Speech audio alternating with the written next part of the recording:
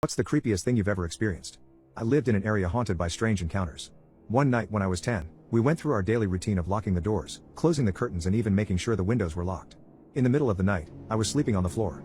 My mother and my sibling were on the bed and my father was on the couch all sleeping. Outside, I heard scratching on the walls and knocking on the doors.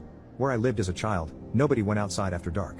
As soon as I heard that, I got up to go look out the windows. As soon as I looked out the bedroom window, I heard a voice from the front door. It sounded like my grandma's sister, but she had passed away when I was 6 years old. I thought she was back, so I was making my way to the front door to let her in. My father was hearing it too, but he knew that it was calling to me by saying the nickname that my late grandmother's sister had given me. One thing that I had to say is that the floors of the house are extremely creaky, so my father knew that I was falling for it. So when he heard me, he told me as quietly as he could without alerting the creature that he knew what was happening. He told me to go back to the room as quietly as I can and to make sure that the window was locked. I did as he said.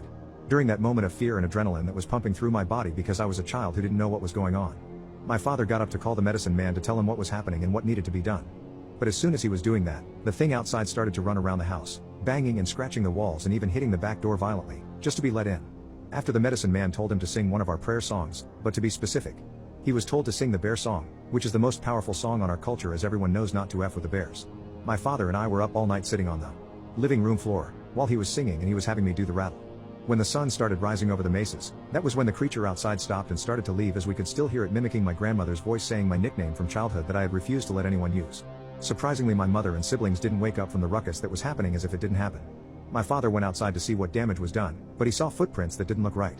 And beside them was blood, which led to a little kitten I had, barely even 10 weeks old, was laying behind the house on the steps.